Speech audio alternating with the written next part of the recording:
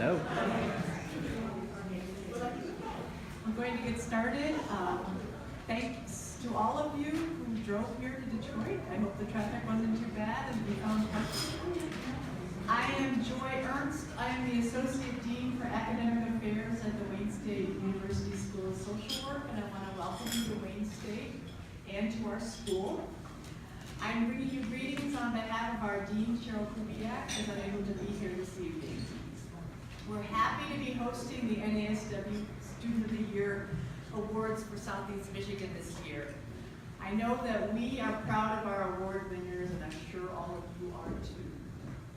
I extend a special welcome to all the family members and friends who are here, and I am sure that, I know that you can pat yourselves on the back for supporting your students through the year and through the years, and for encouraging them as they step out into new endeavors. So, I always like this ceremony. Social work is a very rewarding and challenging profession, and I always admire our student leaders, and I enjoy hearing about their hopes and dreams. And so, without further ado, I'd like to continue the ceremony. Now we're going to hear from Maxine.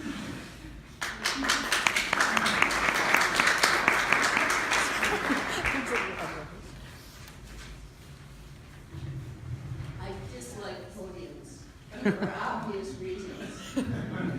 So I think I'll take You can pull the mic down if you want. Oh, great. Here. This is a test. There you go. For a second, we had Joy and myself wrestling with it. So, as you probably know, I'm the executive director of NASW, and I've been in this position 18 years. So, I've probably been to about 18 of these.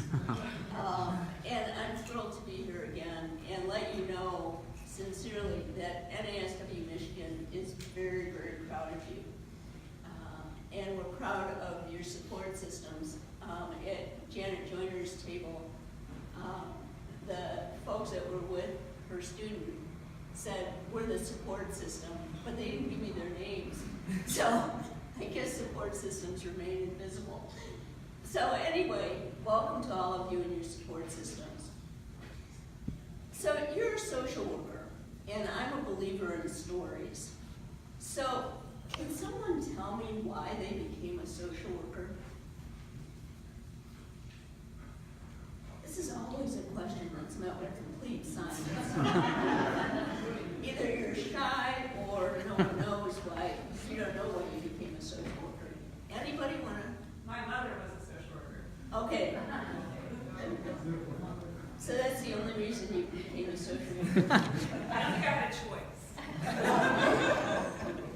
And you're such a good one. Yeah. To help people. To help people. Okay. Anybody else? To enhance the quality of life for older adults. Good for you. Where are you doing that? Because I'm going to move there. Stay tuned. Okay. You keep in touch with me. Okay. So, let me tell you a little bit about myself, since I really like telling stories. I never even knew that there was a profession called social work. And when I was a young child, I wanted to be a physician. And as I got older, I realized I couldn't do math and I couldn't do chemistry. And I realized that I wrote everything backwards. And when instructors would write something on the board and I would copy it, it looked like the opposite. And at that point in time, in the dark ages, there was no one had talked about dyslexia. So it wasn't until I was in college, failing math and failing chemistry, that I realized I think there's a learning disability in there. So I decided to major in psychology and get a PhD in clinical psychology.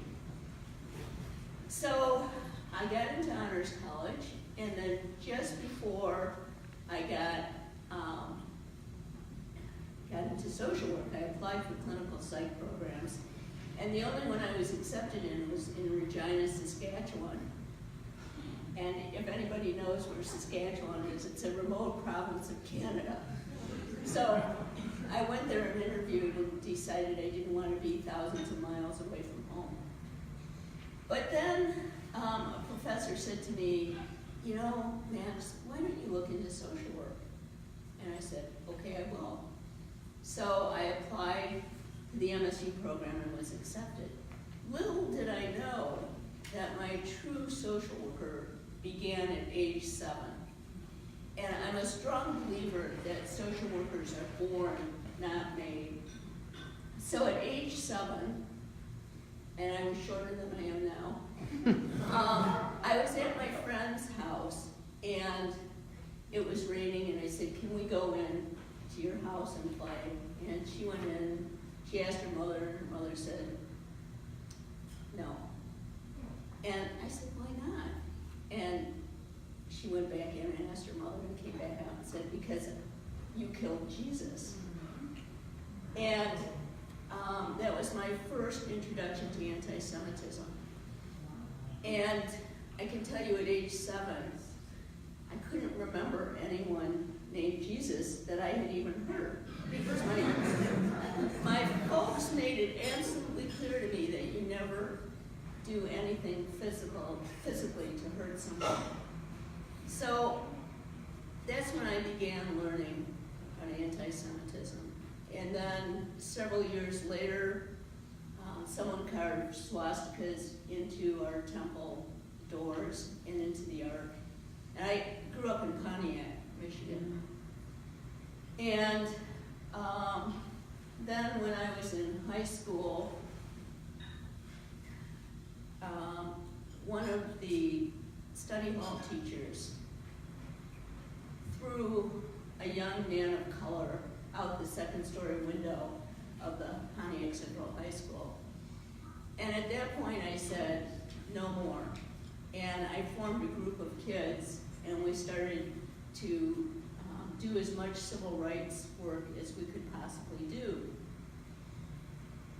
Then, when I was, I think, a senior, the Detroit riots broke out, and many of my friends lived in Detroit.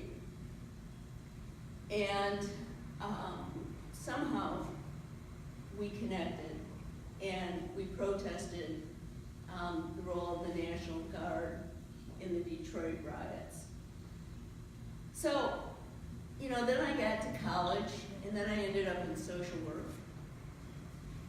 And I remember the first year in my master's program not going to classes much because we were out protesting the Vietnam War. And I remember the early days of the women's movement when we were out protesting the treatment of women, which is still going on today. So when I got into the master's in social work, I realized that this is really what I was meant to be. So here I am, many years later. What I want you to know is that as social workers, social justice must be at your core. I'm assuming since you're here tonight, it is. Whether you're in clinical or macro social work, you must be activists and you must be advocates. When someone says no to something that you believe is morally and ethically right, you must say yes. You must give the people that are your clients help in having the voice that they need to stand up to oppression. I call this pushing the edges of the envelope. These are challenging times, right?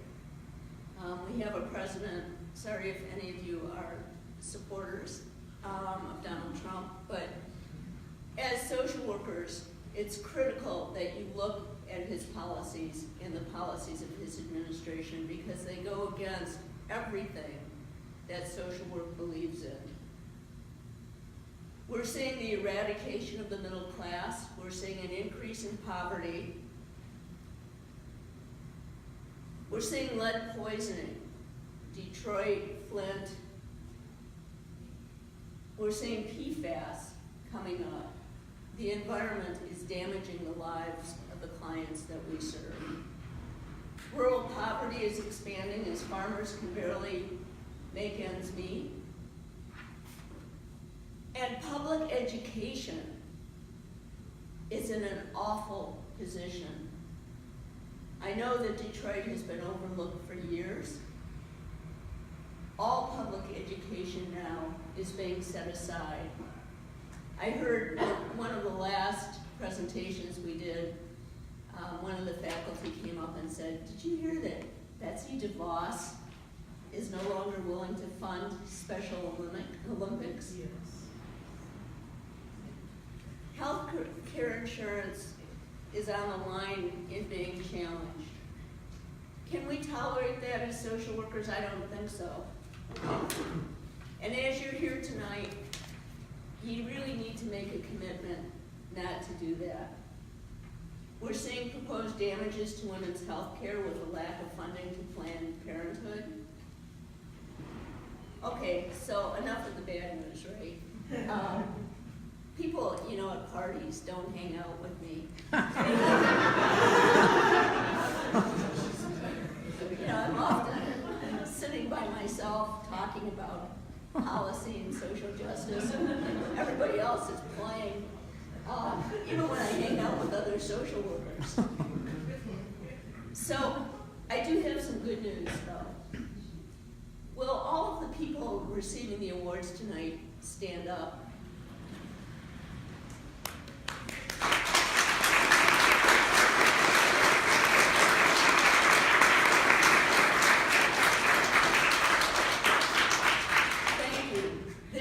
Good news.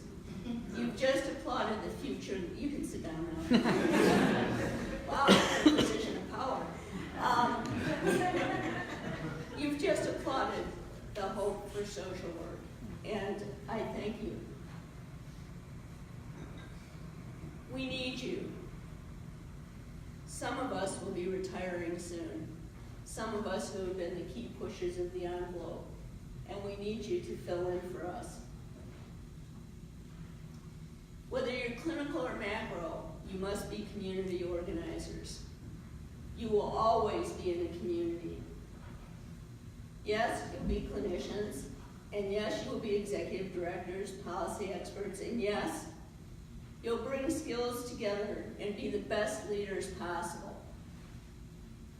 You'll guide people on their personal journeys.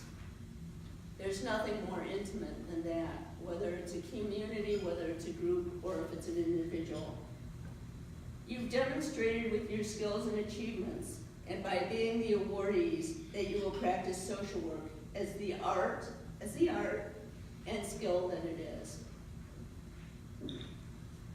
The goal, regardless of where you practice, and throughout your education, is to assure that the movement for civil rights and social justice continue. You cannot give up on that. You must also fight to stop the stigma that haunts the lives of people you work with. And you must stop hate crimes. One of my favorite quotes is by Cesar Chavez, who said, "Once social change begins, it cannot be reversed. You cannot uneducate the person who has learned to read. You cannot humiliate the person who feels pride. You cannot oppress the people that are not afraid anymore. You cannot oppress the people that are not afraid anymore. And as social workers, we will work hard to lift the fear." By receiving this award, you've shown and proven yourselves to be leaders in the social justice movement. Okay, Max, how many times can you say social justice in one shot? A lot. Thank you for the hard work you are doing. Know that NASW is here to support you and to stand by your side and to bring about the change that needs to happen. I, on behalf of NASW, congratulate you tonight, and I want to see you, and I want to work with you as you go forward. Even if I'm retired, I want to be a part of the work that you do. A quote from Jane Addams, the grandmother or great-grandmother or great-great-grandmother, reads as follows. Social advance depends as much upon the process through which it is secured as upon the result itself. It depends as much on the process. Remember that. Thank you for not fearing to attempt the process that is so critical to the change we are seeking. So again, I want to thank all of you for the work you're doing, you have done, and you will do in the future. Thanks so much on behalf of NASW.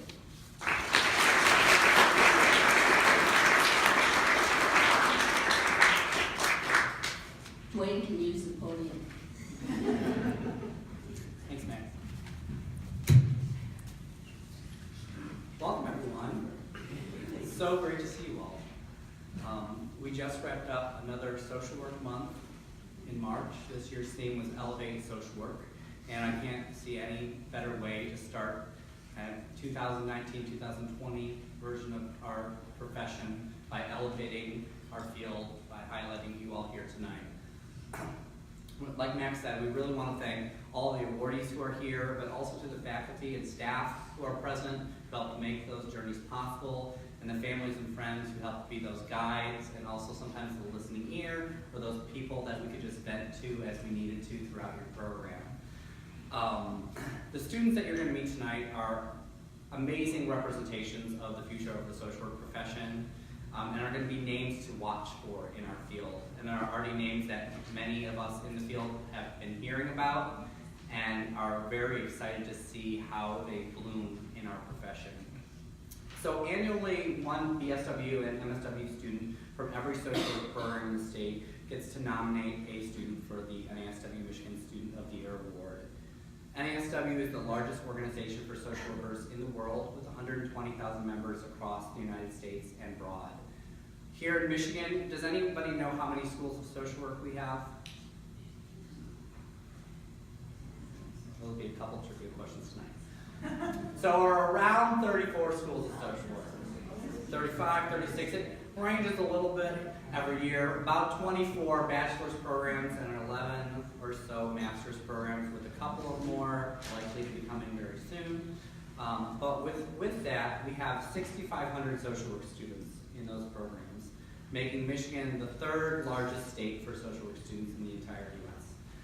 At the bachelor's level, we have 4,000 students, and Michigan is the #1 most bachelor students in any state. So this year, NASW is honoring 23 total students, and those, I think 11 or 12 of you tonight are one of those very few students. So can we just give everyone a round of applause?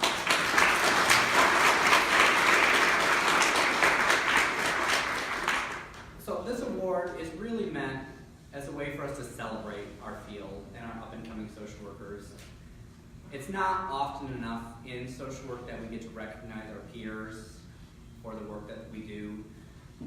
And the work that you all are doing, even the faculty and staff and professionals who might be in the room, you also should be recognized much more than you are. And I hope you take a little bit of honor in also what we're recognizing here today. But this award recognizes not just excellence in social work practice or future practice, but in community involvement and engagement on and off campus. So we're going to hear a little bit of the stories from some of the students today. How the ceremony is going to go is we're going to have a representative from each of the schools come up and introduce the students. We do have quite a few students, so if everyone can keep their remarks fairly short, that would be wonderful. And then the students, we're welcoming you to come up as well to talk a little bit about yourself, or to give a social justice pitch, or to say some thank yous, or to do a song and dance number. Really, this mic is yours. Use it how you feel appropriate. We all want to get to know you all a little bit as well. So with that, I'm going to go ahead and bring up our first representative from Adrian College.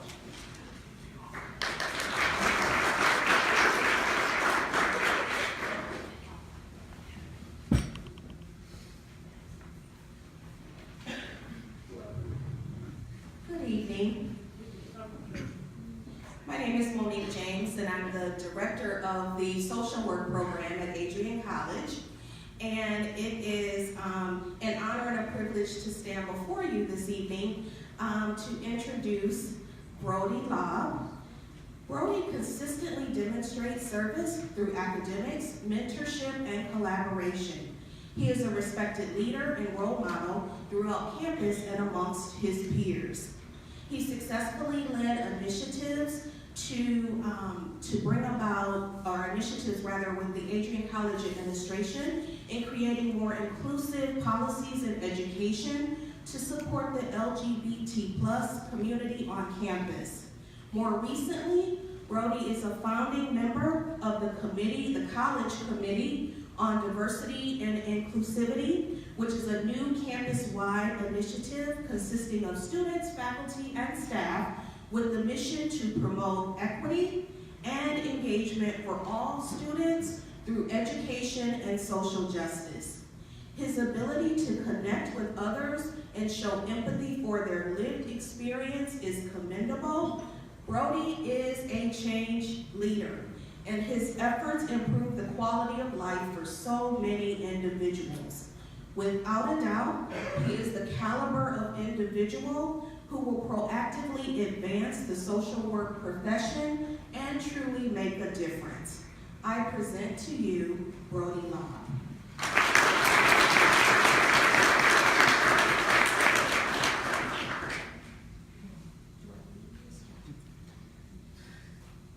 So the award, the National Association of Social Workers Michigan chapter is proud to award Brodie Lobb the 2019 BSW Social Work Student of the Year for Adrian College.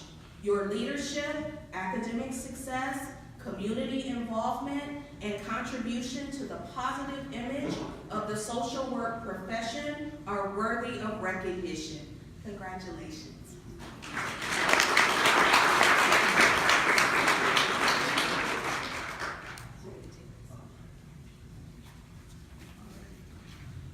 How's it going? So first I'd like to thank the Michigan NASW chapter for giving me this award and to my social work department for nominating me. I honestly didn't know this award was a thing until I got the email about it. But as soon as I got it and read the email, I was really excited to receive this incredible honor. Kind of like Max said earlier, social work is all about telling stories, and so the majority of my speech is going to be talking about the most recent chapter of my story. The last few weeks have created a sense of nostalgia for me as I prepare to graduate, and it's amazing to think about all the things that I've done, the things I've been involved in, and the growth I've experienced just in the last 4 years. My college experience is split distinctly in my mind between the first and second halves. The first half of undergrad was riddled with self-doubt, conflict, and mental health struggles. I was incredibly introverted, I wasn't involved in anything, and there were times where I wasn't sure if college was for me, or if it was worth it to continue as a social work major. A lot of this was driven by my transgender identity. At the time, I was a closeted trans man with no ability to transition or to be recognized in a way that reflected my authentic self. Finally, during my sophomore year, I sat down with my roommate and shared everything that was going on, and she stressed the concept of self-care to me for the first time in my life. It sank in enough that night that I did the most radical thing that I could imagine. I began researching what was necessary to start my transition, because a trans person taking steps to become their authentic self is the most revolutionary action one can take in a world that attempts to negate your existence at every turn. Since then, my self-confidence and my involvement on campus has skyrocketed. Part of this is due to the steps I've made towards my transition. I'm currently just over 2 years on testosterone, and I've legally changed my name and gender on the majority of my legal documents. These things alone are reasons to be proud of how far I've come, but that's just scratching the surface. Beginning in the fall semester of my junior year, I became president of Safe Place, which is Adrian College's LGBT club, and I held that position for 3 semesters. I updated the programming we use to educate professors and students on campus about terminology, issues, and the need for inclusive spaces.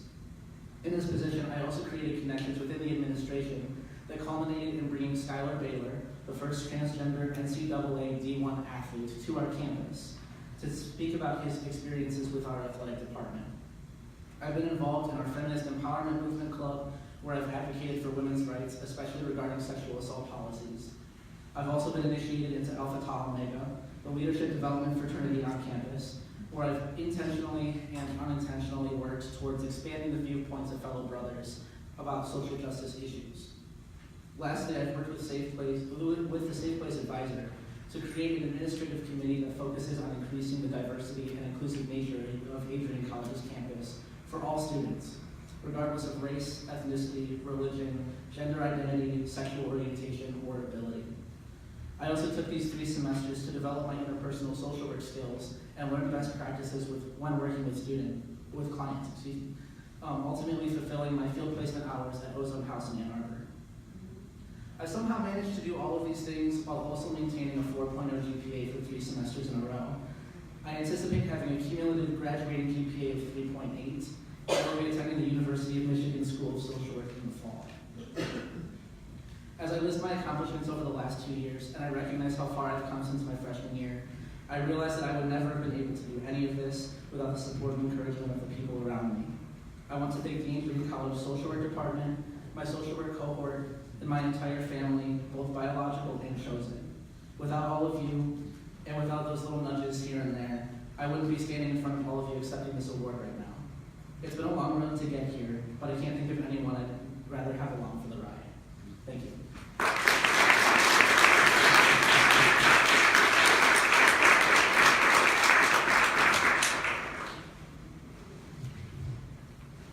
Thank you, Brodie, for sharing your story.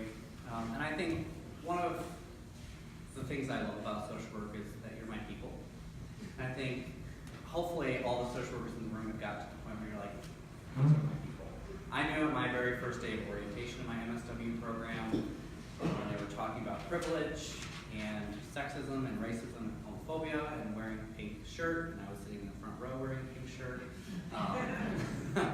But I think having more spaces where we can be together, where we can share stories, where we can talk openly about what's going on in our field and in our practice and in our communities, that's where events like this and other things that you all are doing on your campuses are so critical to making our profession to the next level. But what I also enjoy about these sort of events is we get to highlight schools that you may not have known had social work programs or even existed. Schools like Kuiper College or Calvin College or Adrian College, some of the smaller schools. Does anybody know who has the smallest social work program in Michigan? They're in this room. I don't think it's Adrian. Madonna. No. Detroit. I think you win this distinction. No, did you? D. Social work program? Detroit Mercy, yeah. So we've got super small cohorts of social work to super large 400, 500 people in a class across the state. So when you're thinking about your own time in your program, it's really interesting to reflect on how many different sorts of dimensions we have just across the state and what experiences that we are having as a field. And as students, I hope one of the things that that you've been gaining and gathering throughout your time in your program is building that social work network. Who are those people who are going to be my supports in my own field outside of my program? Because like I said earlier, there's 6,500 social work students. So being able to start to build those networks outside of your own program and to develop those relationships that may turn into job opportunities, to coalition building, to advocacy partners, is going to be really critical. But we'll talk a little bit more about some of the other social work facets in Michigan in a bit. But I would like to bring up our first representative from Eastern, and that will transition right into our MSW rep after that.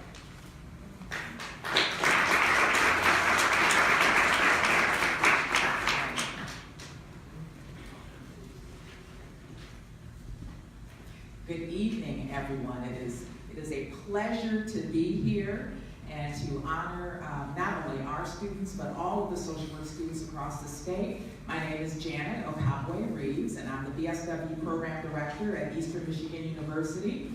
And I'm going to introduce Kayla Strong, who is one of our outstanding BSW students, and I've gotten to know her quite well over the last year as she's just been an integral part of participating in the governance of the BSW program at Eastern through various committees, and recently spent some time with her on a trip to Jamaica where she presented internationally on human trafficking, and she served as an inspiration and a leader to all of the students, not just on the international trip, but on the EMU campus. It's just been a pleasure to know her and work with her, and Kayla Strong.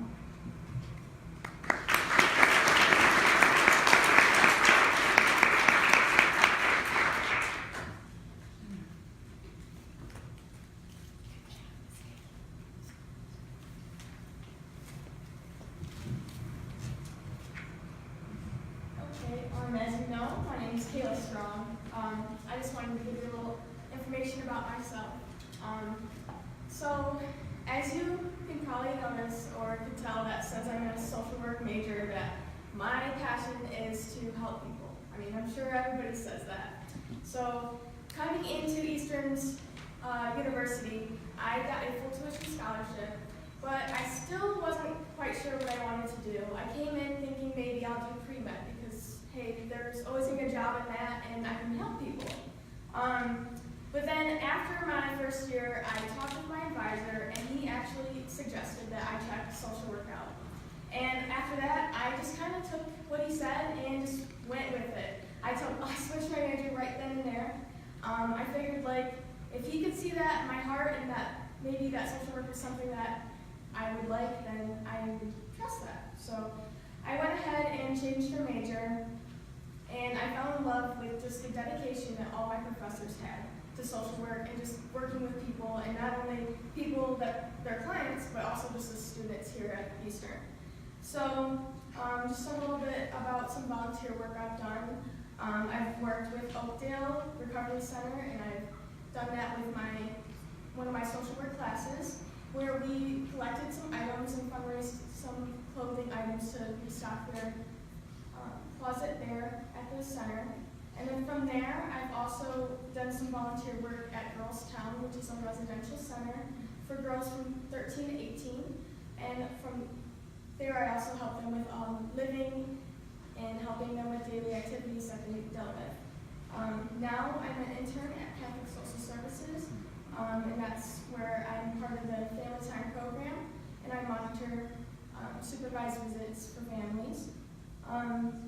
Though this is not exactly what I want to do, I realized that I do want to work with families, and from there I think that I have already applied to Wayne State's master's program, and I hope to get accepted, and I would like to do that in a personal practice concentration and work with families that are dealing with cognitive impairments. So thank you for giving me this award, and I'm blessed to be able to have this. And actually, I'm going to be graduating in 2 weeks. So thank you so much.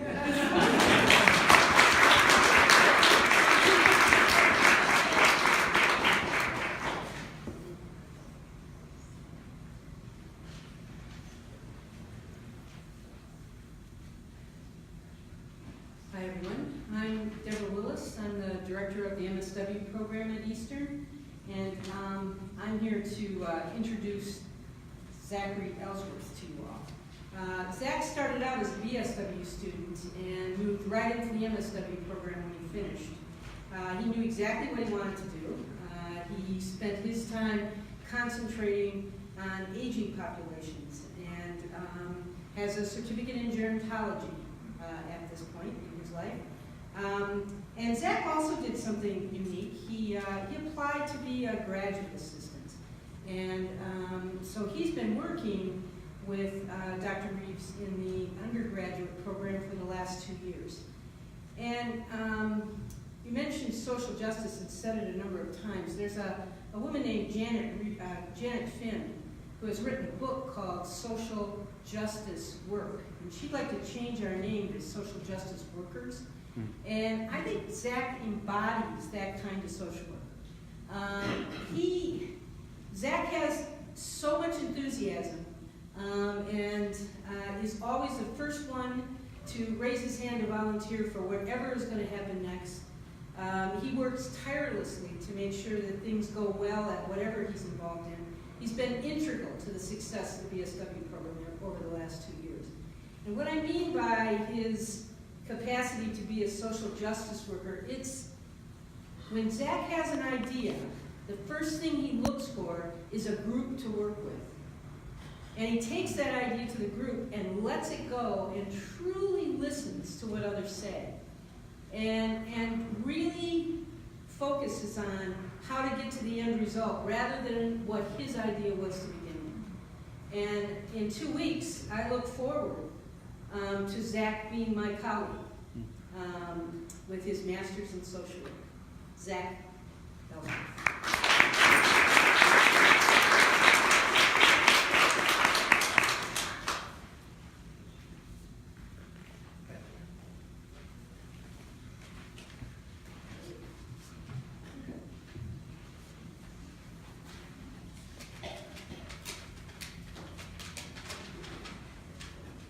Wow. 12 years ago, if you were to tell those around me that I'd be here today receiving this award, they'd probably tell you you're joking.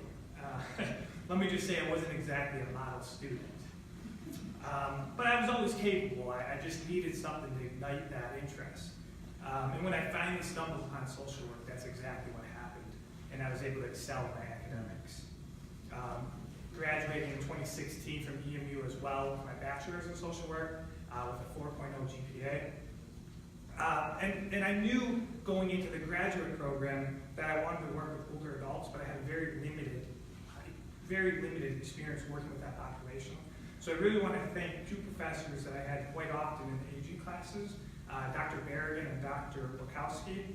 They put up with my thousands and thousands of questions and have taught me quite a bit about working with the aging population. I really appreciate that. And when I first started working in the field in 2016, I can recall going into supervision one afternoon feeling defeated because I was working with a client that wanted absolutely nothing to do with me. And they wouldn't even let me through the door. My supervisor at the time told me something that I stuck with me ever since. She told me that it is just as important to get excited and energized to work with the more difficult individuals because those are the ones that really need you. She told me that if I was patient and did not get discouraged, I would eventually see progress. And I did. And this is advice that I've kept close to me throughout my internship at Bassett Law, which just concluded, where I was working with older adults. Some of them were more receptive towards me than others. And it has been amazing to look back and see all the progress I have made with the clients and as an individual and future social worker. I fully feel prepared to enter the field working with older adults after my experience there. And I believe it has validated that this is the work that I'm meant to be doing. I would not be here without my incredible support system. So I really want to thank my mom and my dad for their endless love and support and teaching me to have a strong work ethic and have a passion for people. They have always believed in me no matter what I want to do. And I can honestly say I would not be able to make it through grad school if it wasn't for them. So I love you guys very much. Thank you. I want to thank my sister Jennifer, who's an MSW as well. She's worked in the field for nearly 17 years. So she's really led by example of what a successful social worker looks like and has taught me many tips to have longevity in the field by avoiding burnout. I want to thank my girlfriend Maria for her patience and support through this incredibly busy journey known as graduate school. I just certainly appreciate it. I also I really want to thank my supervisor for my graduate assistantship, Dr. Brodie Reeves, She's really taken on the role as mentor for me, and I really appreciate that. And entering the field with a lot of good advice from her. I greatly appreciate that. And then in conclusion, I want to dedicate this award in my upcoming graduation to my Aunt Laura, who's no longer with us. When I got my BSW in 2016, I can honestly say that she was the happiest person in the room when I received my degree. And I know that she'll be with us in that room this year when I get my MSW, and this one's for her. Thank you.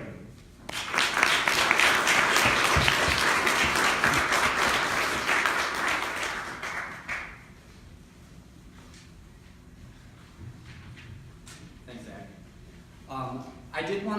I forgot to mention it first. At the end of tonight's ceremony, I have goodie bags for all the students, so please don't run away before you get that. And we're going to get a group picture, and if you want pictures with your program or your family or whoever you want, we can get those as well.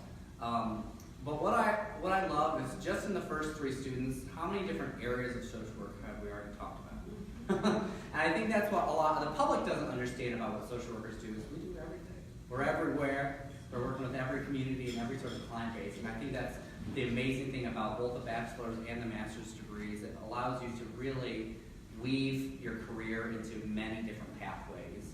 And maybe find some areas that you're not even thinking about now. Who knows 10 years from now what sort of boundaries you're going to be pushing. I know we've got some cyber social workers in here. I love you all too, because that's pushing us to some new frontiers that people are not ready for, but we're ready for it. But I'd like to bring up our representatives from Madonna University, both bachelor's and master's programs.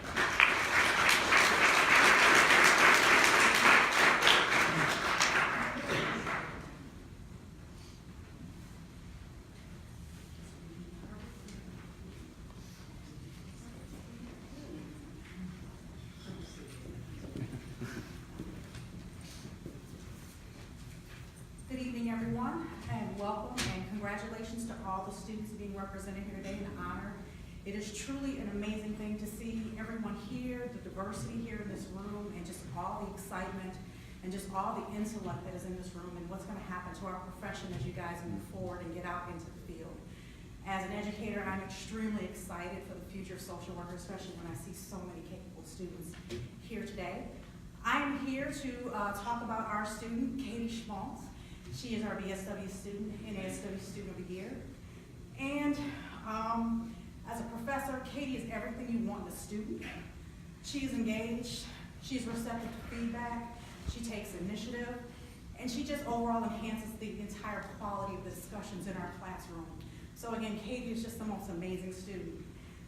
From her involvement into the institution, she works full-time, or part-time I should say, in our graduate department. She is an integral part of the graduate as an assistant. She is also involved in the pep band.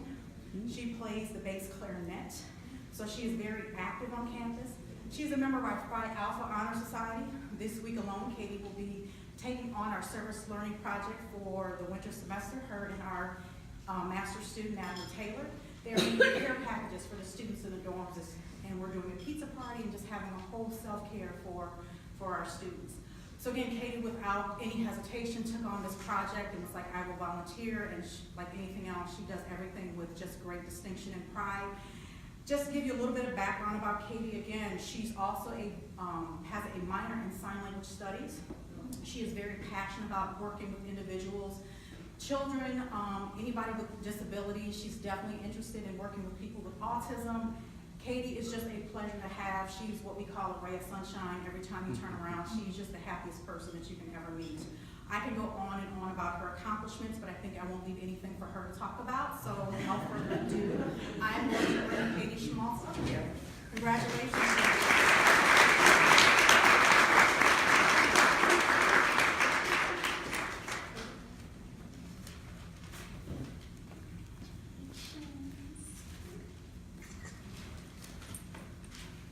Hello, everyone.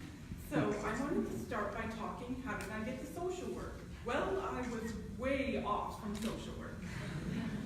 Starting in 2nd grade, we learned about Helen Keller, and I was like, there's a language with your hands?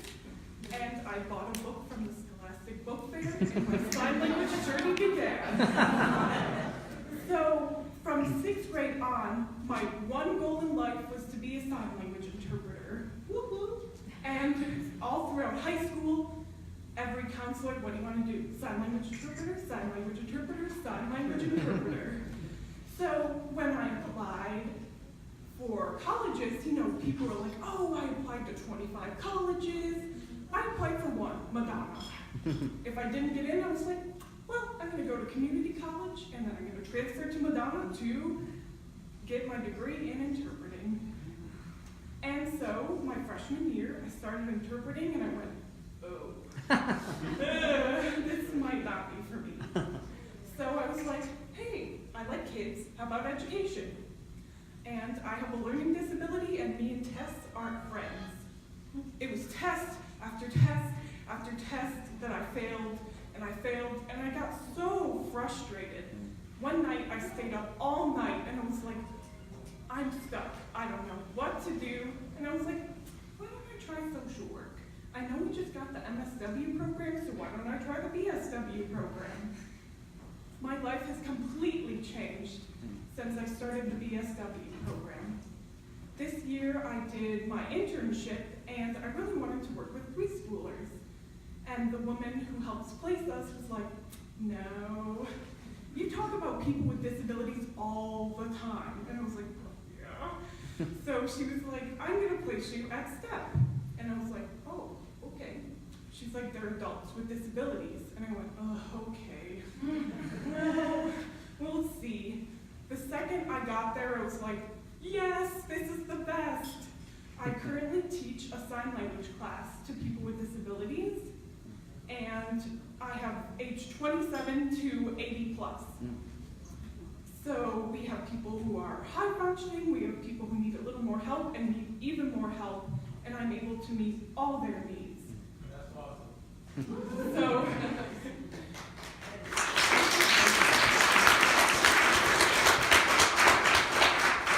I'm known for my funny stories, so funny story.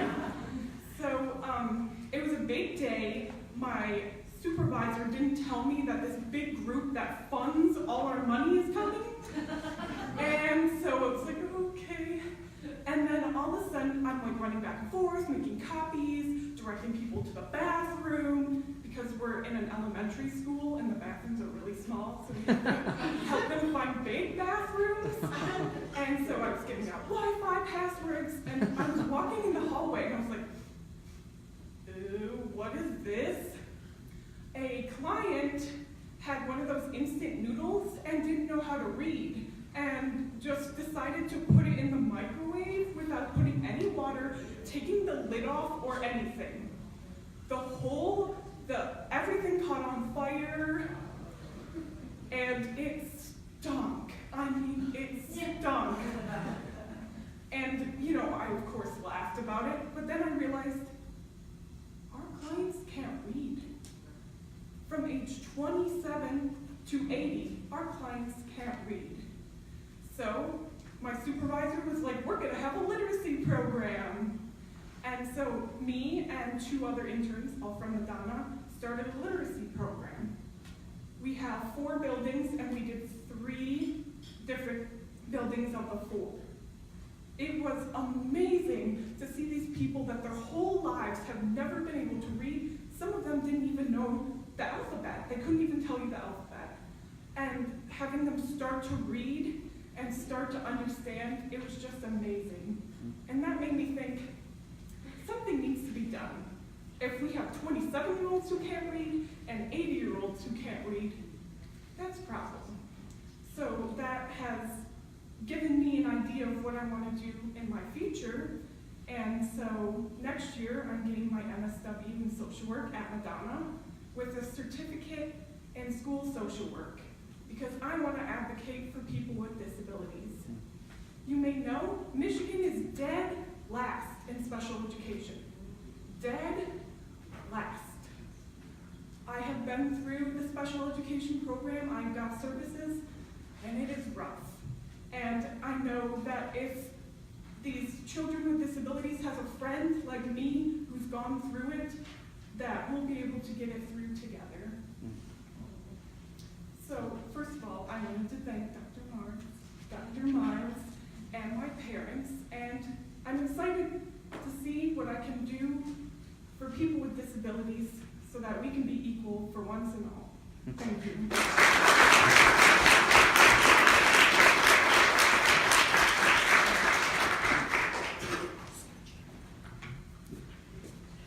I really don't know why she chose social work, because she works in the graduate school, and I would go down there as the director of the MSW program and chair of social work and sociology, and I'd be in the dean of the graduate school's office complaining about all the difficult students, right? Because that's what we do as faculty, right? We go talk to our dean about the difficult students, and she's out there hearing about it, and she still chose social work. So, I actually get to talk about Natalie Taylor. Natalie, I had for the first time this year. She's been in our program. She came from our BSW program. She's in our advanced standing MSW program. And I'd seen her around and I was like, you know, she's very active. She's involved in both of our student organizations. She's constantly doing things, helping do fundraisers, etc., and all kinds of stuff. And then, you know, I noticed some things about her. Then when I had her in class, there are two things with Natalie when she comes into class that I know I'm going to get. And one is, I'm going to be shocked and surprised with the fashion sense she brings to the classroom. Because her look and her fashion changes significantly every time. And I'm like, oh, that's a great look. That's an interesting look. I haven't seen that one before. And the other is, as creative as she is with that, she always has these questions that make me go, I was not ready for that question. She's like, how would you apply that concept to this random client that doesn't fit inside the model that you're thinking of in your head right now? So I'm always challenged in class by her. I love doing these things because when I start to hear from the students about them, the way we do it at Madonna is the faculty nominee. So our two nominees were the top faculty nominations. And I started talking to Natalie and she had her send me some information about herself. And I started seeing things that I didn't know about her. Like she's actively involved in the student orgs I knew, but she's actively involved in the community, but really doing creative stuff. She's participated in the development of a mosaic with an artist that was hired to do the mosaic in a park here in Detroit. She also has worked on some murals here in Southwest Detroit. So she's been actively kind of doing creative stuff as well. Now, she is a very strong student, 3.86 GPA. She's doing our children and youth concentration. And you know, in general, she's just a really strong student. She's been as I said before, both of our student orgs, and she's been leadership in it. And one of the really interesting things she did for Social Work Month was, Social Work Month happens to come around midterms, right? So social work students are like, really? You gave us 20 papers and you call this Social Work Month? Natalie organized, she was the chair of our Social Work Month events. So she organized, she brought in a therapy dog, a yoga instructor, a build your own stress ball kit, and did activities for students on campus to deal with their stress around midterms. So in general, Natalie has been a great pleasure to have in the program. I know our student orgs are going to miss her organization ability and her passion for recruiting and doing fundraising events, etc. But Natalie has been a great addition and she totally deserves this honor. With that, Natalie.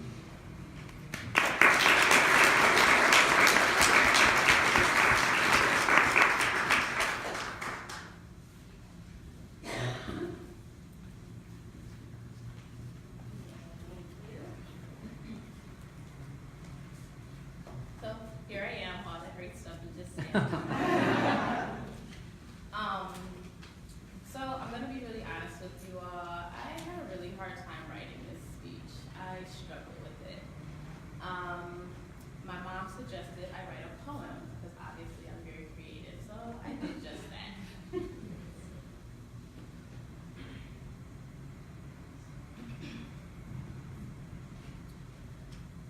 I would like to talk to you about something that might seem strange. However, I promise it will all make sense after this word exchange. I'm simply here to inform you of your cup status. Options include beakers, goblets, glass, flute, mug, or chalice. Whatever you prefer, I'm here to remind each cup is ready to receive, hold, and contained by its design. Whichever you choose is up to you, but while I have your attention, I want to take some time to let you know about mine, just a thing or two. You see, my clay was plucked from the purest of lands, then handcrafted by the finest of motherly hands. I was painted by childhood with the most vibrant of colors. As a teen, fired in a kiln with the deepest of dullers. Yet I rise out of the darkness like a rebel with a cause. I now choose to embrace my design rather than find my flaws. As student cup status, I had a purpose and it was to receive. I'm appreciative of that journey, but thank God, now I must leave. As I begin this transition, cup filled high, I look back once more, shed a tear, and say goodbye. One foot in front of the other, chin to the sky, I can proudly say I am a cup that will provide. So, if anything, there are a few things from this poem I'd like you to take to your car. One, understand that cups, you all, you're givers or receivers, but also maybe two-way streeters, right? Because just as filling a cup is designed to be, pouring is another of its capabilities. Last but not least, and I can't express enough, you cannot pour from an empty cup.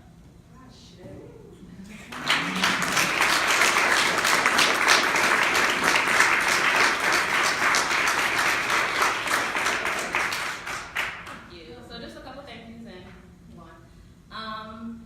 So I want to keep the theme, and I attached certain cups to certain people that I wanted to thank. If you're one of those people, you don't know what that cup is, you can move it in the car. Loving cups. So Miss Springs, all of WC3 staff before I transferred to Madonna, they are loving cups there. WC was a stepping stone for me, and I don't think I would have made it to Madonna without WC3. Madonna University, the chalices. I thank Madonna University for providing me with a very diverse environment. It was really important for me to expand my worldview because it's highly important in social work.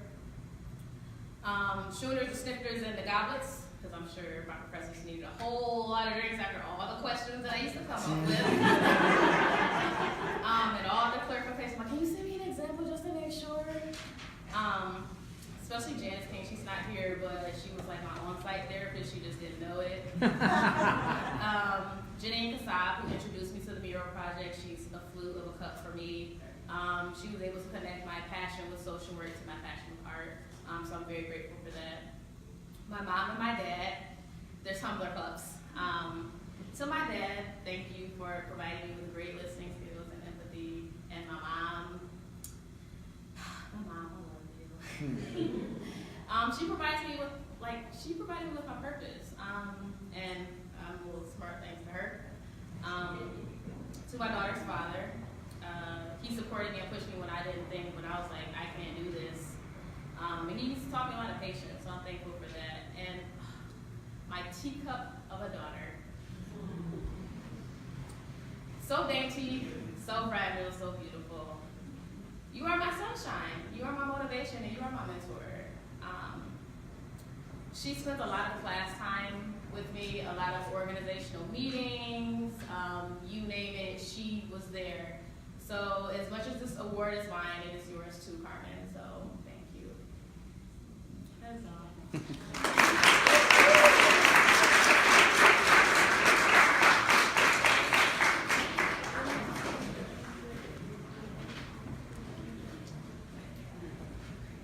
She just stepped out of the room, but my cup feels much more full.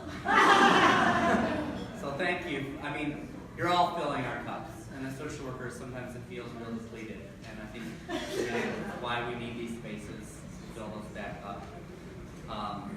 And Natalie, I don't know where she went off to, but like you also were the only student to ever give a performance art. I always give that option at the beginning. So thank you.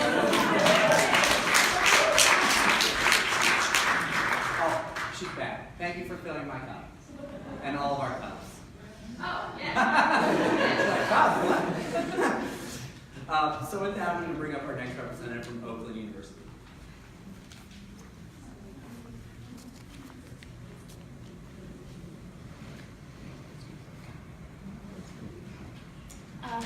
give a big congratulations to all of the winners in the room.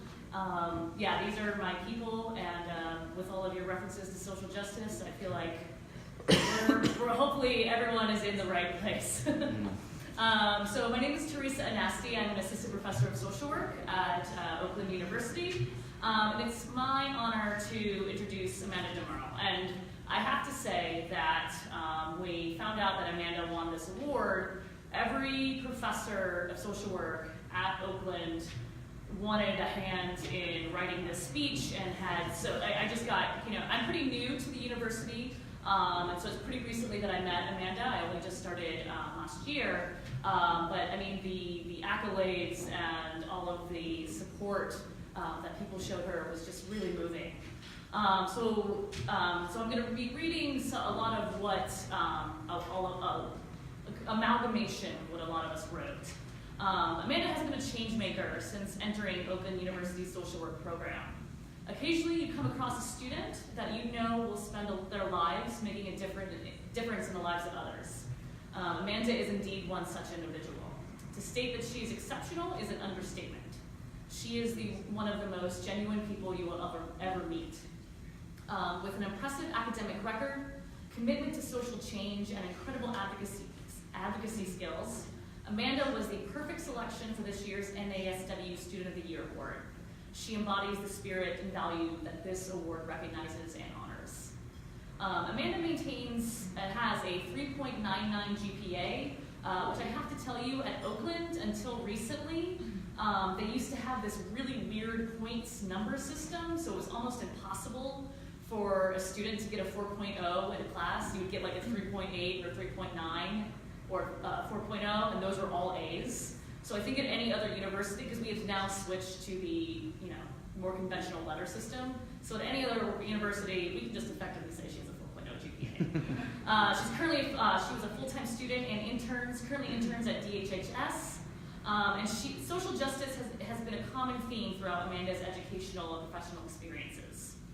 She engages her fellow peers in conversations around the importance of social justice policies, including issues affecting our most vulnerable populations, particularly in the field of child welfare and health. She's an active advocate with NASW, and one of the things that is so impressive is that Amanda learns for the sake of learning. She loves to learn, and she soaks up new information like a sponge. In other words, although her GPA is astoundingly high, she is actually, and we love these students, that they're not motivated solely by grades. They're motivated by the love of learning and love of knowledge. And her supervisor from DHSS informed us that Amanda is the leader of the interns, as she described, and takes so much initiative in her internship. If she sees something that needs doing, she does it. And she's regularly astounded by how much Amanda knows about the policies at DHHS.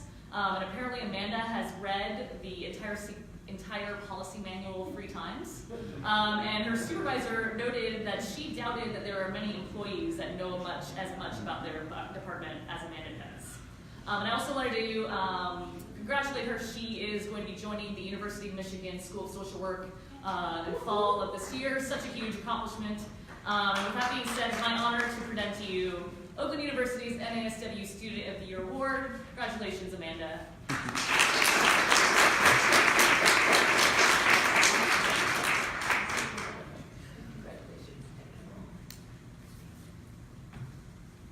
Thank you, everyone. It is an extreme honor to be here. I've always strived for academic achievement, for learning for the sake of learning, and to be recognized by NASW and a lot of the professors in the social work department.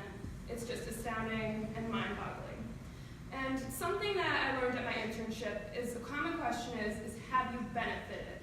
And I have to look back at my education and question, have I benefited? And I believe the answer is yes. And you can always say that there is the physical learning aspect. Can you name all the theories like ACEs or person and environment? Can you name the policies and procedures? And the answer is yes. But the other part of benefit is what have you gained personally? And I've looked back at my years at Oakland University and asked, what have I gained personally? Before OU, I was extremely, play it safe, if you will. I wouldn't take any risks if I wasn't 100% sure I could create a positive outcome. I was extremely conservative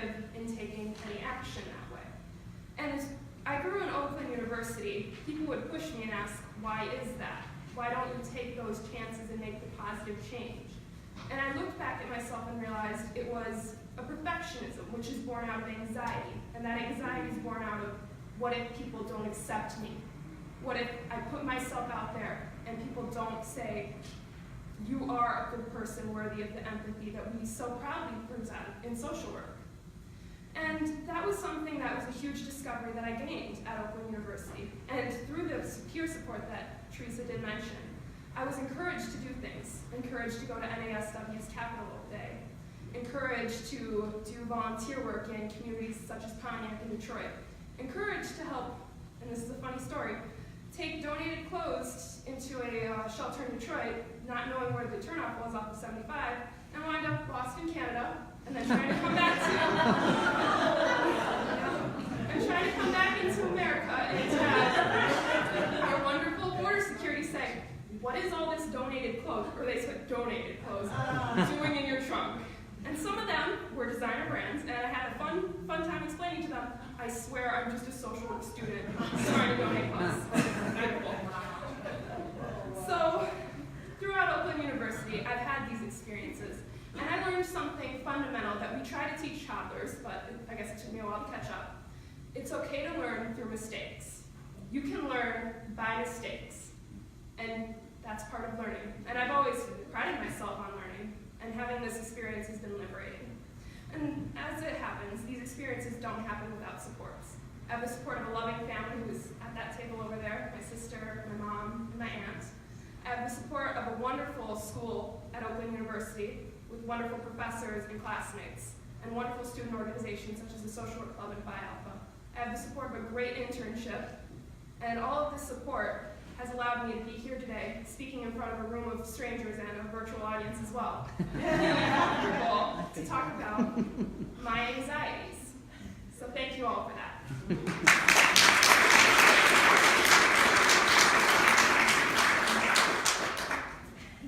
Yes, hello, Facebook.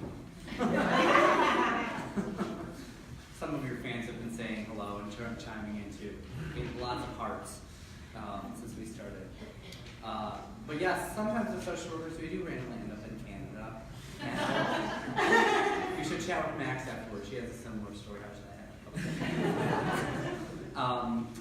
One of the things I love about this particular award ceremony, so at NASW we do 3 of these every year. We do one on the west side of the state, one for the north central region, and one in southeast Michigan. But I think one of the amazing things about this part of the state is the diversity and rich nature and variety of social work that exists here, including the amount of social work programs that exist in just a few county radius here, and the number of social workers who are present. About half of all the social workers in the state of Michigan live in 3 counties: Oakland, Wayne, and Macomb. So, you're it. I mean, not it, but you got a lot going on here, and we really look to this part of the state for leadership, for pushing the envelope, for social justice. We know that there is a lot of things going on in this part of the state that we need your voices, and your voices are present. And as your organization, we hope to help build that collective voice of social workers as best as possible. And with that, we'll bring up our next representative from the University of Detroit Mercy.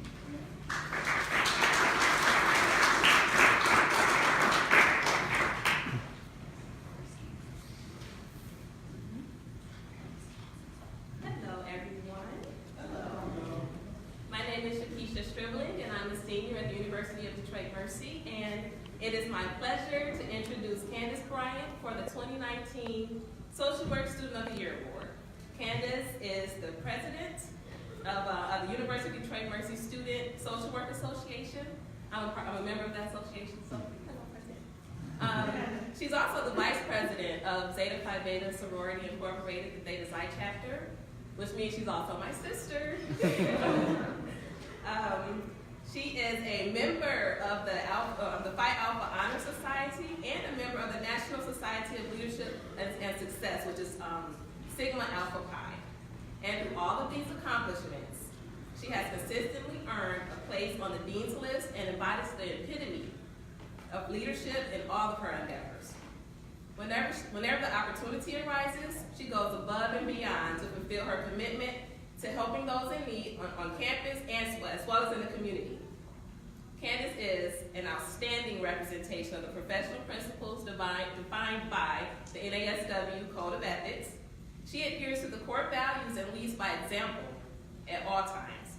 Whether Candace is conducting business within SSWA or out in society, she represents the more exceptional idea of what it is to be a social work student. For these reasons and many more, Candace Bryan is very deserving of the Student Social Work Student of the Year Award. I'm sorry.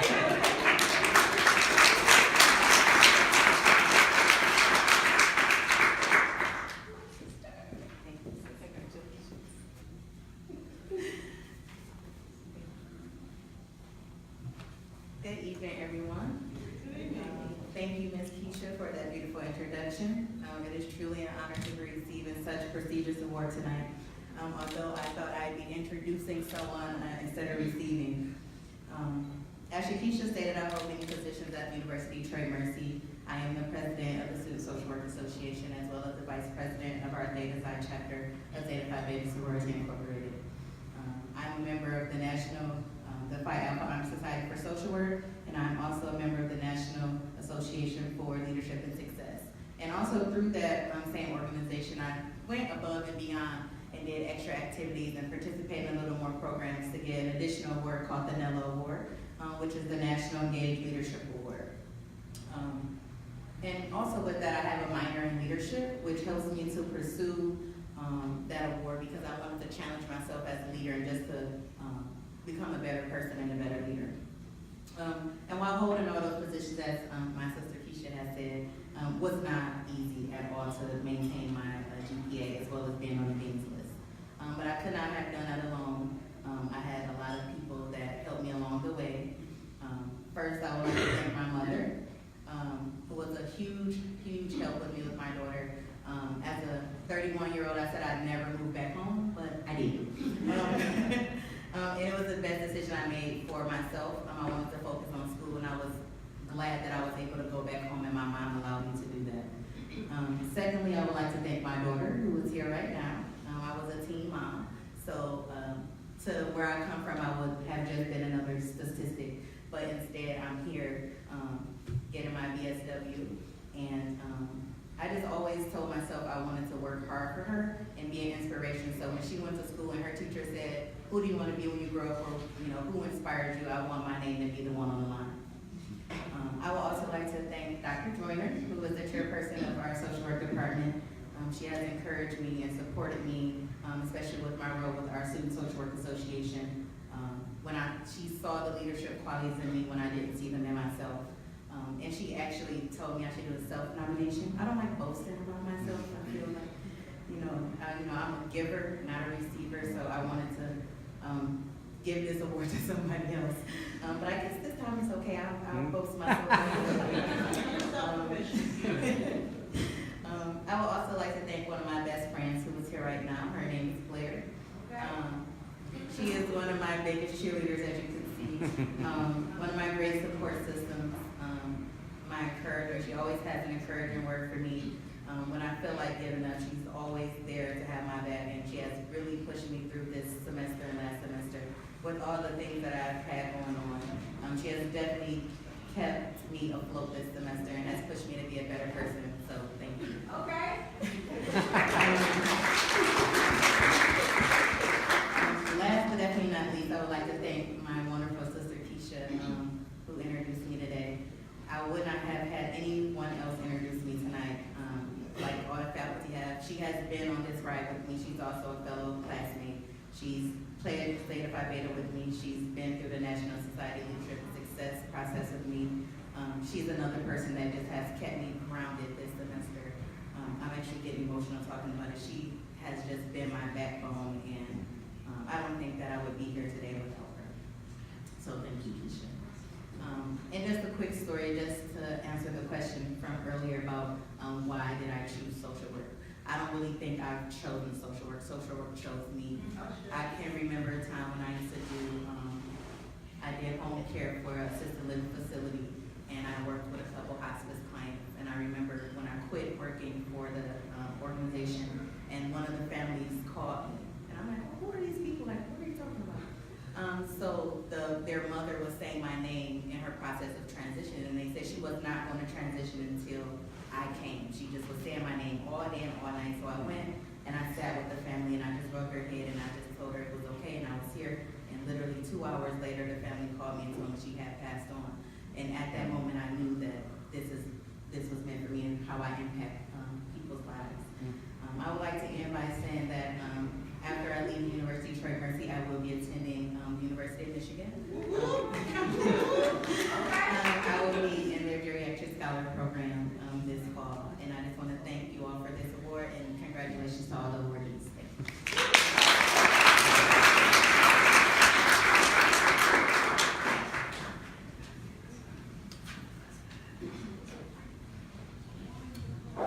I think Candace brought up something that, we hear a lot in social work is, we don't like the attention always on us as professionals. But it's okay sometimes. Like, enjoy it, please. I hope you're taking this moment for all that it is, and I hope there's a lot more for all of you in the future, because you deserve to be recognized for the work that you do. Your clients see it, and I know you feel that love that they give to you, or when you get that call that they want to see you in their time, maybe biggest crisis. And find time to recognize each other in the field. That's a big piece of self-care, is how do we support each other in our workplaces and build up in those entities as well. But I'm going to bring up my alma mater, apparently the school that's stealing all the BSW students. Go Blue! All right, good evening. My name is Erin Zimmer. I'm the Associate Director for Student Services from the University of Michigan, and I have the pleasure of introducing Mitch Paradise, the NASW student here from the University of Michigan. Mitch came to the University of Michigan from the south suburbs of Chicago to pursue a focus in interpersonal practice and mental health. Mitch hopes to co-create safe, affirming spaces for the LGBTQIA+ community in their future practice. In their time in the MSW program, Mitch has made significant contributions to the city of Detroit through their field placements. Mitch first interned at Gilda's Club of Metro Detroit, a cancer support community providing clinical services to seniors and toddlers.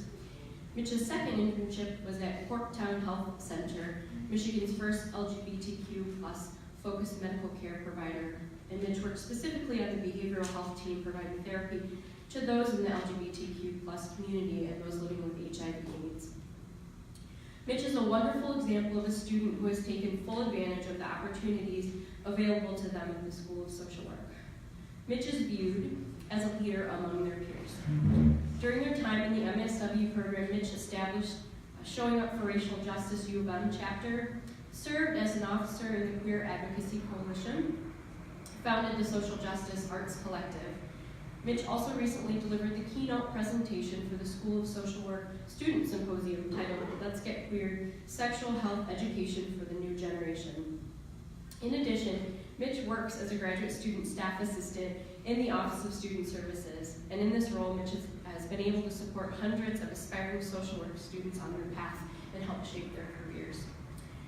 I'm most impressed by Mitch's ability to balance all of these facets of the MSW program while achieving excellent grades in their courses.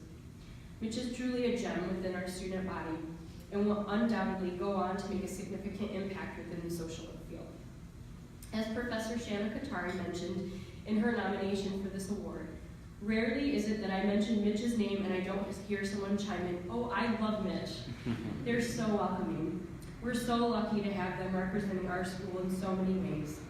I very much agree with this statement, and I'm honored to introduce Mitch Paradise as the NASW student of the year from the University of Michigan.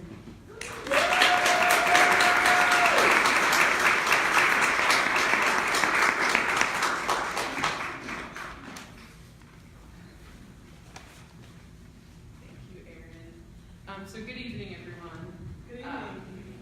My name is Mitch Paradise, as you've heard, and I'm honored to be named the NASW-MSW Student of the Year from the University of Michigan. Like others in the room, I frequently joke that I took a scenic route to social work. As an undergraduate, I studied the history of art and architecture. I focused on photography, which is widely considered to be one of the most accurate representations of the world. Every photograph is a series of choices, what to include, what not to include, what's in or out of focus, how the subjects are arranged, making the final product not as objective as we, the viewers, may believe it to be. As such, it's difficult to determine the meaning behind a photograph without understanding the context in which it was created. Similarly, when addressing the concerns and needs of others, including our clients and ourselves, we must take a multi-layered approach. And that's what the University of Michigan School of Social Work has emphasized. As I continue to understand the intersections of my own identity and co-create spaces for others to do the same, it has given me insight into how different identities affect a person's experience navigating various institutions and systems. It has been a tremendous honor to share and hold space with my colleagues, faculty, and staff members. I would like to thank Dr. Shanna Katari, who not only nominated me for this honor, but also role models what it means to be a resilient queer person in this profession. She also granted me permission to miss class tonight to be with all of you, and I think that's pretty cool. I would also like to thank my colleagues and mentors in the room tonight, Aaron Zimmer, Nishorn Price, and Colleen Kareem. This program has been a lot. It's been a journey, which I think a lot of folks can connect with in this room about their own journey. Specifically, over winter break, I had an accident that left me physically scarred on my face, which has been, I've been working through my own trauma. It's been a lot to process. And I originally wondered if I was even going to return back to them this semester to finish and graduate. Those first few days thinking about, what's everyone going to say? How am I going to do this? How am I going to stand in front of groups of people feeling this self-conscious? What are my clients going to think who have their own traumas and backgrounds? What's that going to potentially bring up for them? So it was a lot, but through emails and connections with the staff, particularly the folks in the Office of Student Services and all of my super supportive, kind faculty and friends at the school, I did decide to come back, which I'm very proud of. And I could not be more grateful for these three folks here tonight, as well as everyone else back at the university. You all have provided me with so much support and laughter and reassurance, and I'm so grateful to share space with you. I'm getting really emotional. And of course, I want to thank the NASW of Michigan for recognizing everyone in this room tonight. Truthfully, it has been humbling going this late in the ceremony. You all are so impressive and have so much to offer. And I only wish that I could coincide with some of the folks going to U of M in the fall. So thank you. I'm truly grateful and humbled, and this is a true honor.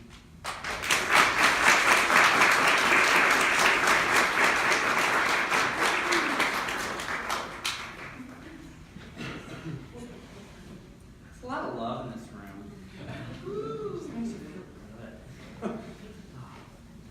Work canceled tomorrow, Max? I just want to live in No, it's really a great, I love where I work because you all are you're my clients. And social workers are awesome. So thank you all for sharing your stories. I'm very grateful to Wayne State for hosting us here tonight. Can we give them a quick round of applause?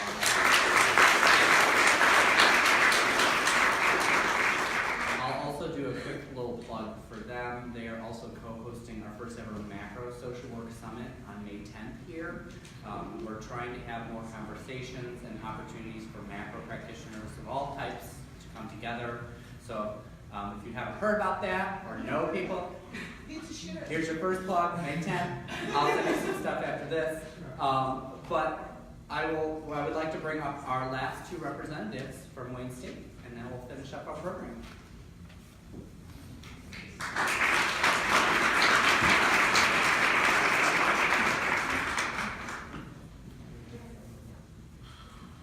Thank you. My last name begins with W on those.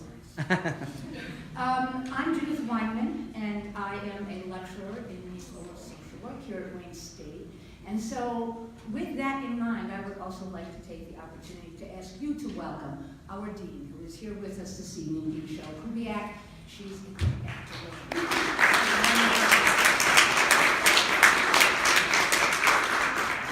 So, I am here this evening to present our award to a remarkable young woman, Masuma Jinnat, who is a second-year BSW student at the school.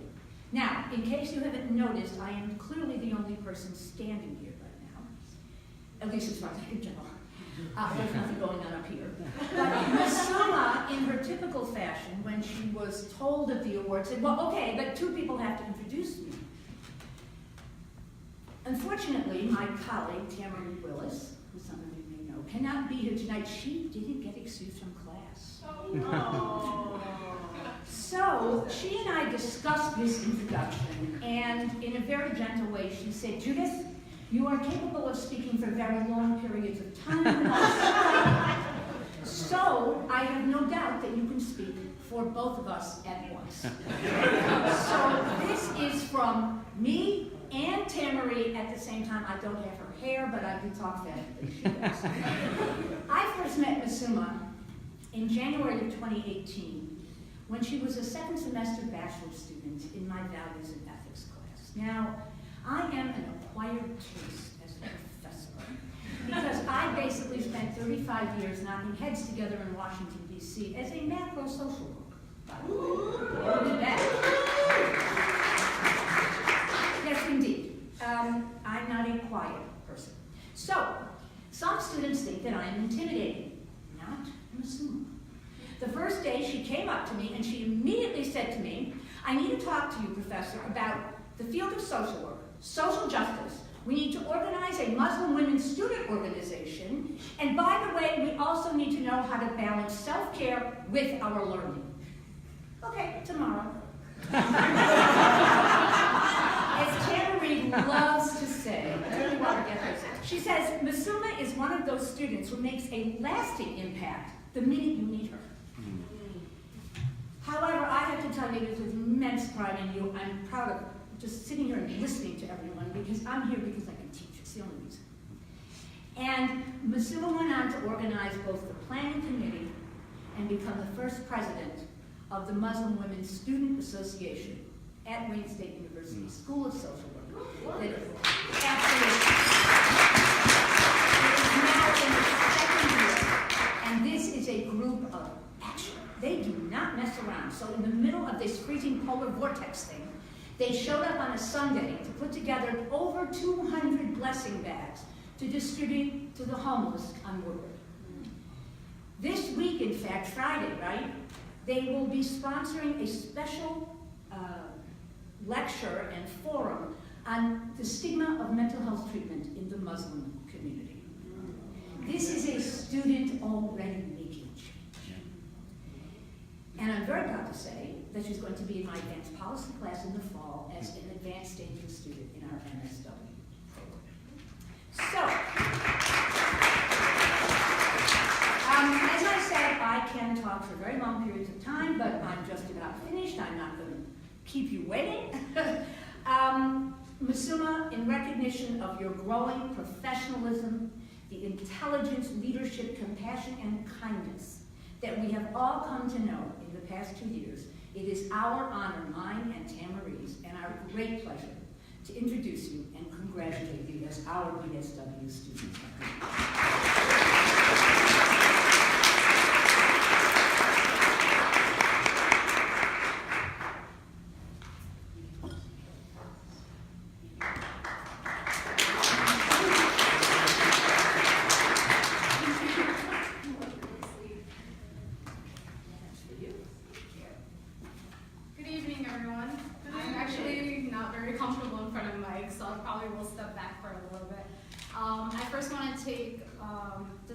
to thank the School of Social Work and the NASW Code of Ethics for providing us such a platform to express gratitude to the program and to the field of social work that teaches us to advocate and to service.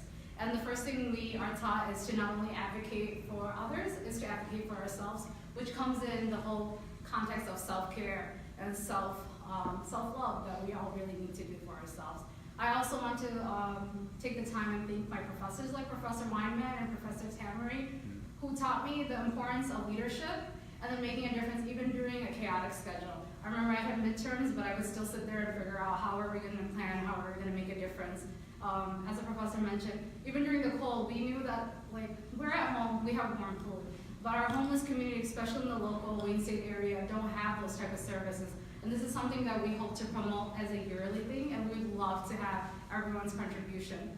Another thing that's really important to us is mental health and the stigma of it in the Muslim community, which we would really like to promote and talk about this Friday, which will be from 5:30 to 7 p.m. Everybody's welcome. We would love for you to come. We are going to have 4 licensed therapists and also an author who will do a spoken word as well. So, and we'll have free food. I know everybody likes to have a little bit of snacks. Another thing is, the reason I'm in social work is actually I was originally a special education major, and when I first started that platform, I realized that I don't want to just help somebody in the classroom setting. I want to help somebody outside, everywhere, and I want to be that person that they can rely as a support system, because the School of Social Work has taught us the importance of that, and I have many amazing support systems. I would like to also personally thank Dean Kubek, who has been so supportive of all our organizations. Dean Ernst, who's actually going to be joining us this Friday as well. It's incredible to have such deans and staff members who are continuing to be our cheerleaders in the background, that we know that like I could just shoot them an email and be like, hey, we're having this event, can you just come back for a minute? So, and then lastly, I want to thank my family, like my most amazing support system that I've had since growing up, who dealt with all my craziness and all my tantrums and has supported me through everything. And then I want to thank my mom especially, who still packs my lunch for me because I'm a spoiled little girl.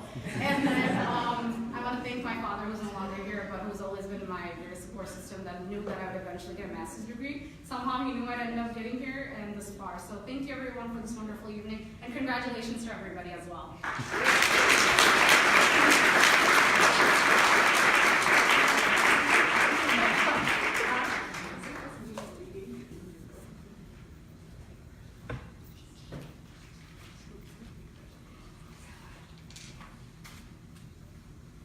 Good evening, everyone.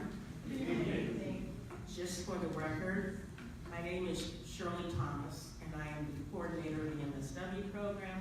But I want to go on record to say that the reason why I chose social work is because I wanted to start the riots. Yes.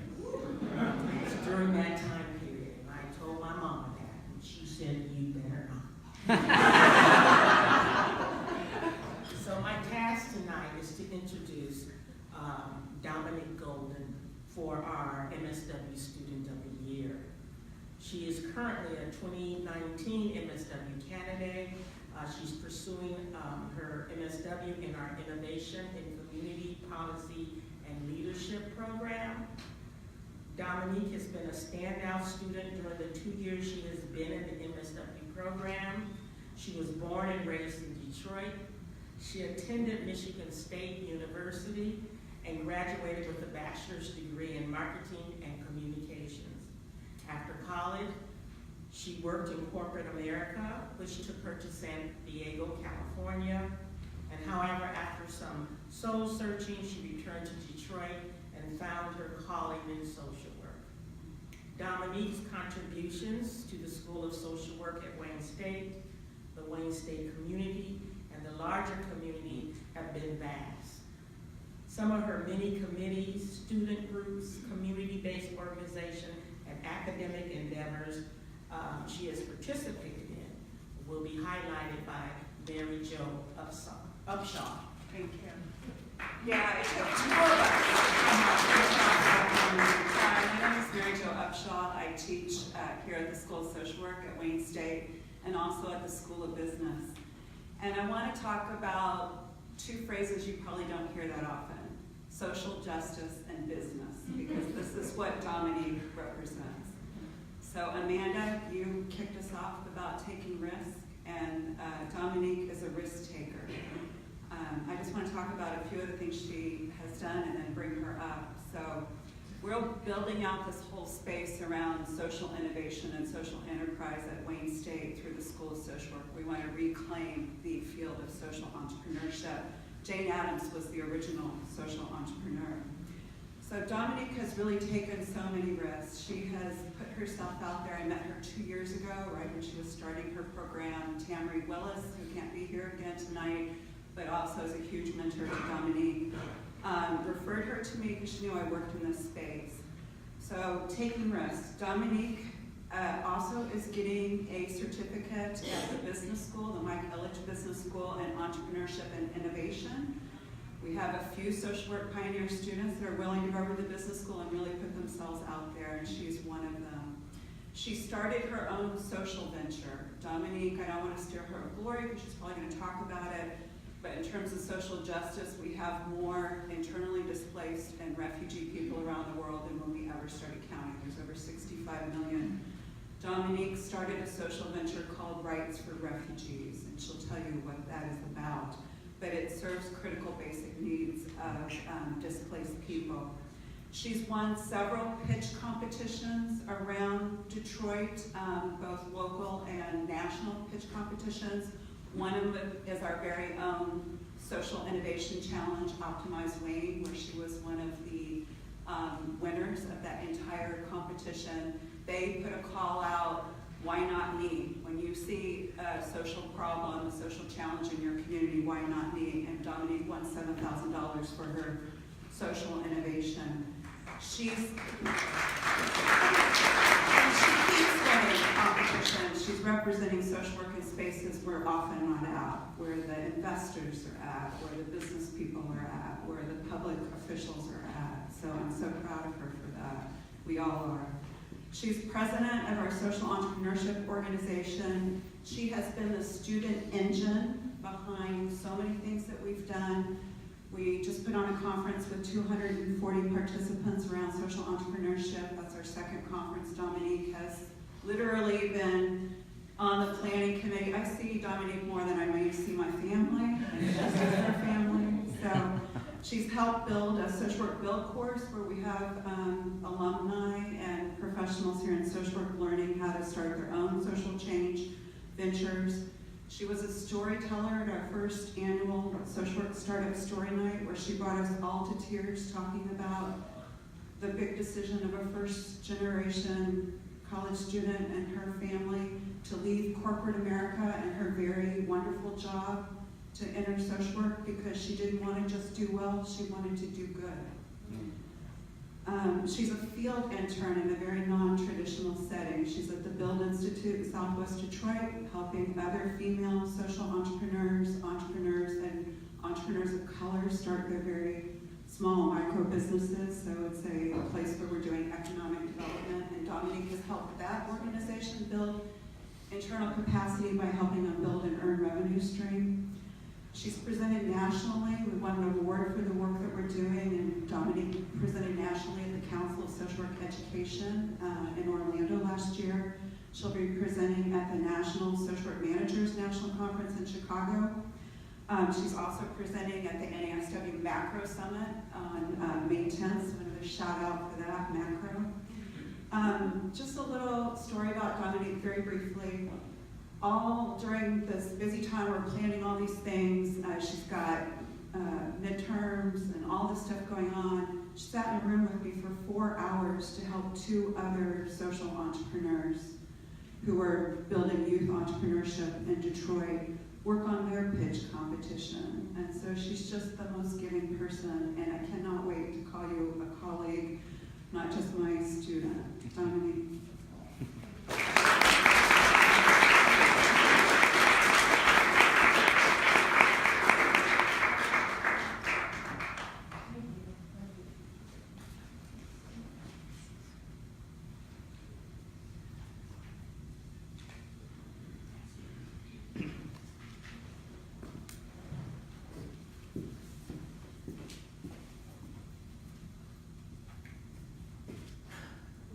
Thank you so much. That was so thoughtful and heartfelt. And yeah, I think it's important to give people their roses while they can smell them. And I just want to say thank you because people like myself are able to accept awards because they have amazing mentors, coaches, and family members. I would not be here at all, especially leaving my job and making that transition without my family, my dad, my aunt who's here tonight. I appreciate you guys so very much. I'm often running around all the time, so I may not see my family as much, but I really challenge myself with giving my all that I possibly could if I was going to leave a 2-year stable position to really pursue this feeling that I had and the calling that I thought that was meant for me to answer. So I'm just really fortunate to be here and meet so many amazing people that really helped that happen. And first and foremost, I'd also like to say that I'm very honored and humbled to accept this award and to join past recipients who have done amazing work and are continuing to do amazing work. Just being here in the room and hearing you all's stories, I appreciate it so very much. Mitch in particular, you may not remember me, you actually gave me a tour, University of Michigan, about 2 years ago. So you mentioned today, that you were just happy to be here because you weren't sure. I'm happy that you're here. So it's great to see that, that full circle moment there.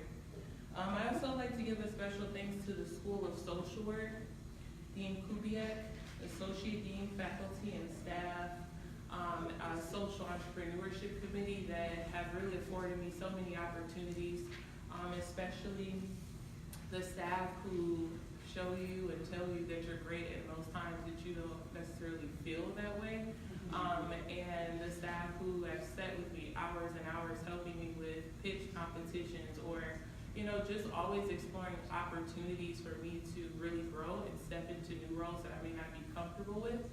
But it's really helped me grow both personally and professionally, so I appreciate that. Because since I started at the School of Social Work here at Wayne State, the opportunities really have been endless, and I'm just extremely appreciative of that.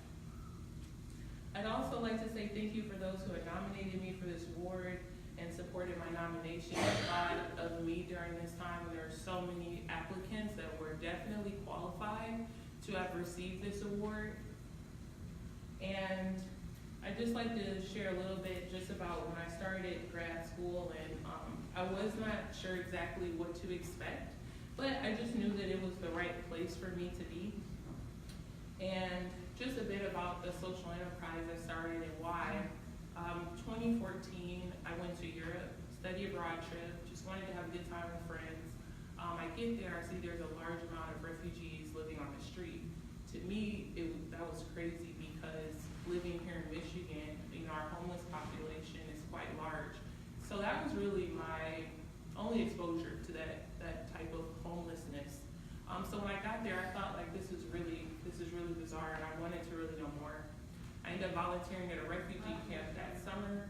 I fell in love with it. I love being able to be right there on the floor, helping others. And once I came back over to the States, I felt like I really wanted to do more, and I felt like it wasn't fair that I got to live this life of opportunity and someone else didn't, and it didn't matter if they were a refugee, categorized at that time. So my wheels just started turning, and I wanted to do something. So ever since then, I've been working to really bridge that gap between refugees and the resources they need to thrive. I found within the refugee camp that one of the largest challenges they faced was just access to basic hygiene items once their food, water, and shelter needs were met. So I think within the first couple of weeks, I met Mary Jo Upshaw, and she happened to have a rich history with working with the refugee population, other marginalized communities, and since then, it's just been one opportunity after the next with Rights for Refugees. So what we are is a social impact subscription box service that works with companies, corporations, and foundations that pay us to provide basic hygiene items to refugees each month. So it comes in a box where communities are able to actually see where their money is going, and they feel good about their investment. And we also invite that community in monthly to package these hygiene items. So I'm excited. We have that on the April 27th. I haven't even got a chance to tell AJ this, so yeah, there's a lot of stuff going on. But yeah, so we'll doing that on the 27th, where we invite the community out to actually package these boxes, and people can purchase those as well. So just wanted to share that. But lastly, once again, I want to thank my amazing mentors. Tamara Willis, who's unable to be here tonight. She's pursuing her PhD, so that's amazing. I aspire to that so very much. Mary Jo Upshaw for helping me recognize the greatness in me when I was too silly to recognize that in myself, for going just tirelessly and endlessly to always help me, lend an encouraging word. And literally, I think best mentor I've ever had, someone who is just like, you know, Dominic, you should explore this and that. I'm like, seriously, you really think I should do that? Like, you know, so I appreciate you so much. And you definitely came into my life at a time where I was trying to figure things out, and you helped put those pieces to the puzzle for me. So I thank you so very much for that. And I will continue to strive to meet those expectations. And thank you again to the School of Social Work and my family for all of your support. Thank you.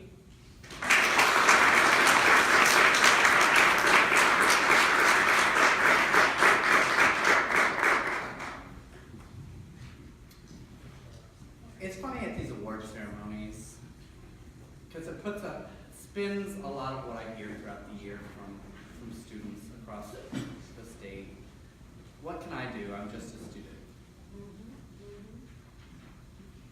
From the stories we just heard, you're changing your campuses, the policies at your organizations, you're developing new organizations, and you're impacting global levels. You don't even have any extra letters after your name yet. They'll have it soon.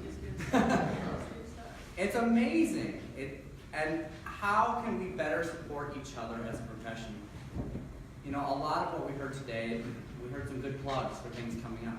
We need to be better at sharing those sort of things, because we want to make sure that we, as a social work profession, can get people to those events that we know that are going to support that, and we can help create new and innovative programs and policies with you. I again want to congratulate all of our students here. These awards wouldn't happen without you, and it's really a testament to the hard work that you've put in, not just this last year, but throughout your whole career. Thank you to the families and to the schools who are here today. A special thanks to Wayne for hosting these. If there are things that you need as a professional, please don't hesitate to reach out at any time to us at NASW. We are your social worker. It's a way I've been framing my role as NASW. We are the social worker's social worker. So if you need education or training or advocacy or somebody just to vent to, please call us at any time, because we want to be that for you. And with that does kind of wrap up our formal program. I'd like to invite the students to please come up first. I'll get you your goodie bags, we'll get some photos, and then if anyone would like special photos with your schools, please feel free to stick around. But thank you all for coming.